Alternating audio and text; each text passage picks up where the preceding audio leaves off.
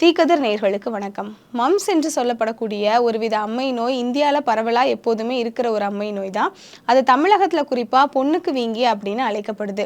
குறிப்பாக இந்த 3 ஆண்டுகளில் இந்த நோய் பரவலுக்கான விகிதம் தமிழ்நாட்டில் மட்டுமே 8 மடங்கு அதிகரிச்சிருக்கிறதா தமிழ்நாடு பொது சுகாதாரத்துறை ஆய்வு இதழில் வெளிவந்திருக்கக்கூடிய ஒரு கட்டுரையின் மூலமாக நமக்கு தெரிய வந்திருக்கு.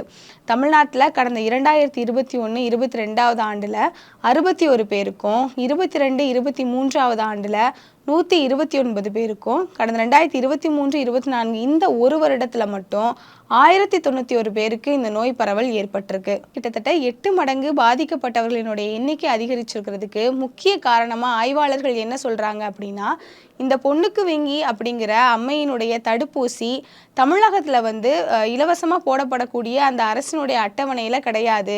அப்படி இல்லாததுனால தான் இந்த நோயினுடைய பாதிப்பு இன்னும் நாளுக்கு நாள் அதிகரிச்சுக்கிட்டு இருக்கு அப்படிங்கிற காரணத்தை தான் ஆய்வாளர்கள் முன்வைக்கிறாங்க. பொதுவாக இந்த நோய்க்கான தடுப்பூசி தனியார் மருத்துவமனைகளில் போடப்படுது. ஆனால் எல்லாராலையுமே இந்த தடுப்பூசியை தனியார் மருத்துவமனையில் விலை கொடுத்து போட்டுக்க முடியாத காரணத்தினால நிறைய பேர் இந்த தடுப்பூசியை போடுறது கிடையாது.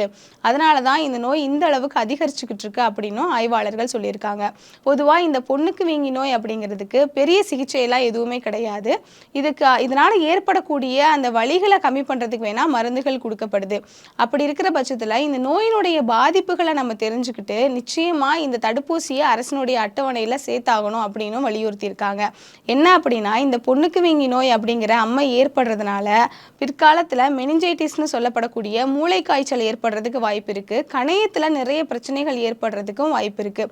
குறிப்பாக ஆண்களுக்கு இந்த நோயினால் மலட்டுத்தன்மை ஏற்படுறதுக்கு வாய்ப்பு இருக்குது. பெண்களுக்கு கருப்பையில் பிரச்சனைகள் ஏற்படுறதுக்கும் நிறைய வாய்ப்புகள் இந்த நோயினால் இருக்குது. இதனால் இந்த பொண்ணுக்கு வீங்கி நோயை தெரிவிக்கப்பட வேண்டிய நோயாக மாநில அரசு அறிவிக்கணும் அப்படின்னும், ஒன்றிய அரசு இந்த இலவச தடுப்பூசிகள் பட்டியலில் இந்த பொண்ணுக்கு வீங்கி நோயினுடைய தடுப்பூசியையும் சேர்க்கணும் அப்படின்னும் ஆராய்ச்சியாளர்களும் மருத்துவர்களும் வலியுறுத்தியிருக்காங்க.